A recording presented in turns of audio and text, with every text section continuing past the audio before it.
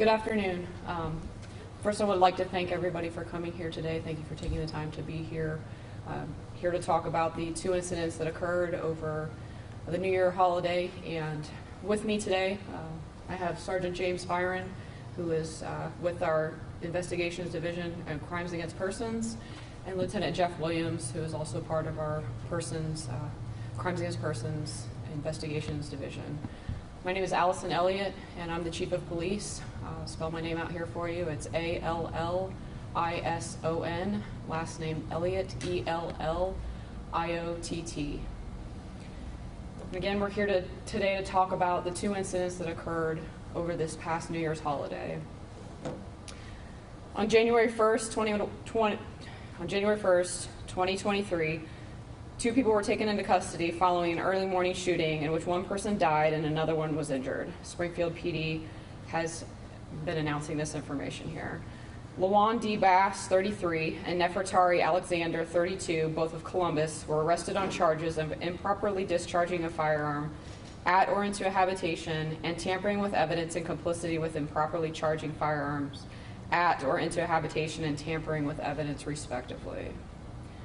The Clark County Sheriff's Office worked collaboratively with SPD in apprehending Bass and Alexander. A CCSO deputy located their car and took both into custody after initiating a traffic stop. Bass and Alexander were taken to the Clark County Jail. Following a report of a person shot early Sunday, Springfield police found Darrell Stamper Jr., 41, of Springfield, with life-threatening injuries in a home in the 100 block of South Race. City of Springfield Fire Rescue Division teams took Stamper to Springfield Regional Medical Center, where he died. The second victim, a female who sustained minor injuries, was treated at the scene. Her identity was not available for release Monday.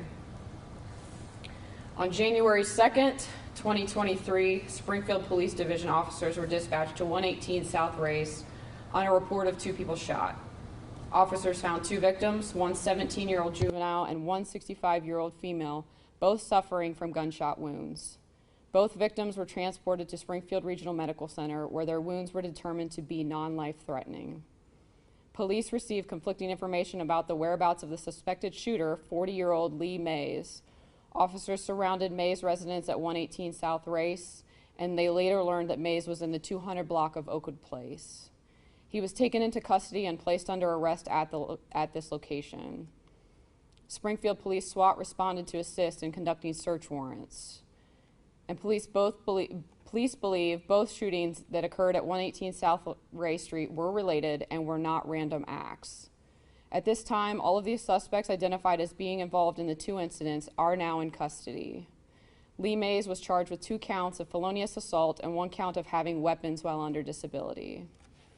We do ask if anyone has any additional information, for your help and coming forward. Anyone with the information that they can provide to our organization or the Springfield Police Division, please contact us at the Springfield Police Information Officer number at 937-324-7685 or the Officer in Charge number at 937-324-7716. These are both 24-hour lines.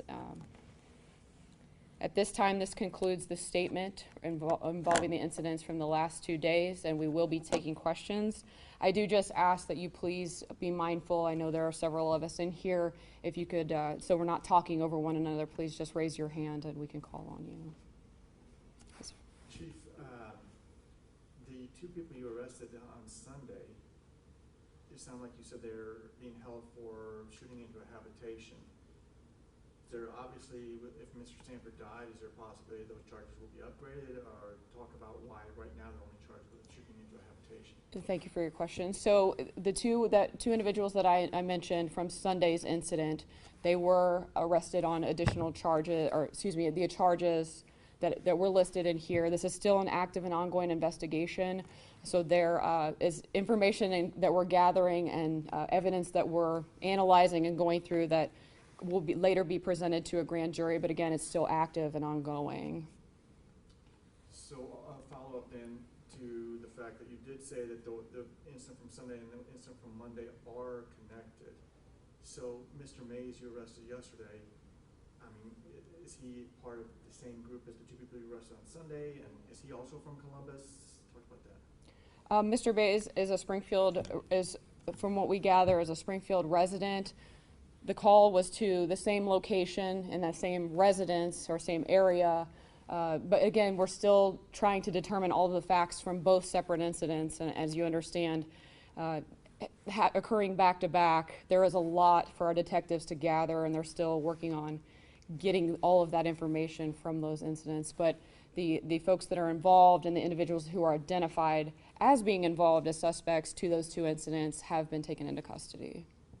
You mentioned that they aren't random acts of violence. At the same time, have you been able to start coming up with any motivations behind these attacks?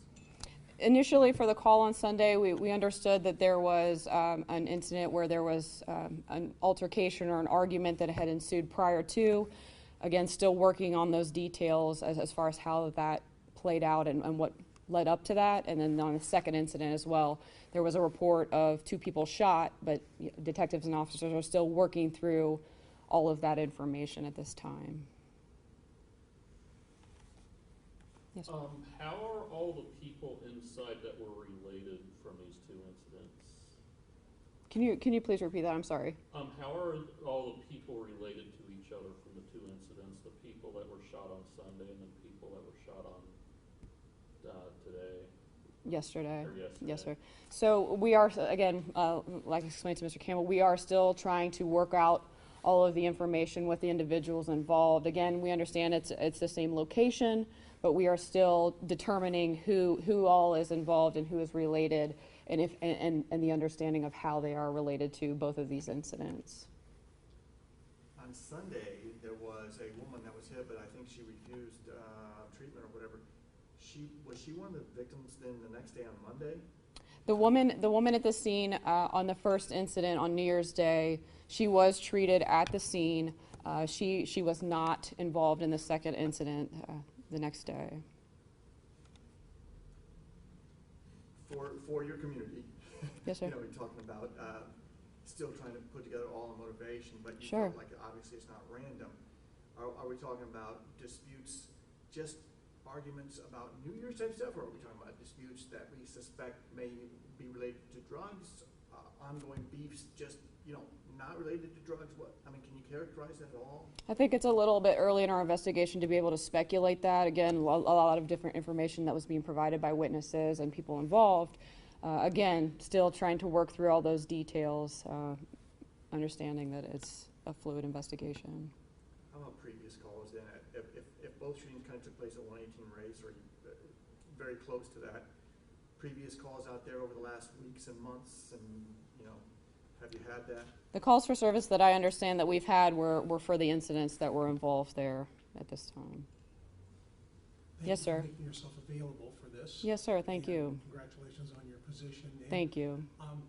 just talk about the toughness. You're in this new position, and it's not a good way to start the year. And understanding that this is a tragic incident, and there's a grieving family and a grieving community. And anytime we start off our year that way,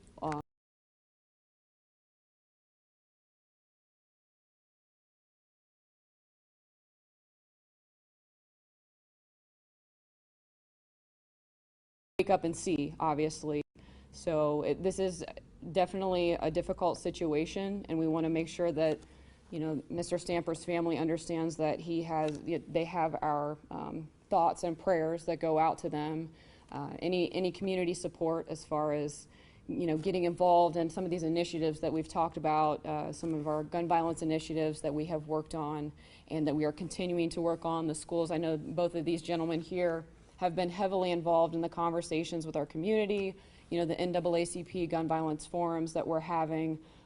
These are all things moving forward that we need to continue as efforts, and it's something that we're not going to stop.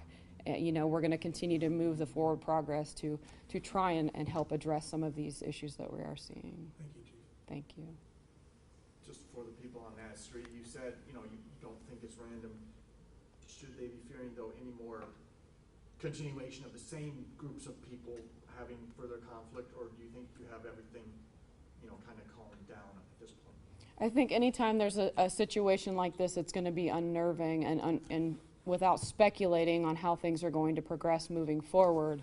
Again, the individuals who were identified as being suspects involved in the case are in custody, and our officers are working diligently. They've been working around the clock to bring closure to the families involved and the victims involved, because again, this is this is a tragic death, and the victims and the individuals involved, as well as the community and the neighbors, all sustain trauma from this incident, and it's always something that we have to be mindful of, as well as of our officers, to have back-to-back situations like this. So it's definitely something. I don't want to speculate on how moving forward things will go, but I know our officers are doing their part to make sure that they're bringing closure to these cases. The two you arrested Sunday morning, Mr. Bass, I forget the gentleman's name. Did they come to Springfield from Columbus for like a New Year's celebration, or did that have nothing to do with it? Again, still kind of ongoing on the details with the investigation. We're working closely with the prosecutor's office to sort all that information out, and again, to provide, the best investigation that we can to bring closure. I'm good. I'm good. Yes, good. Thank you, Chief. Thank you. Thank you.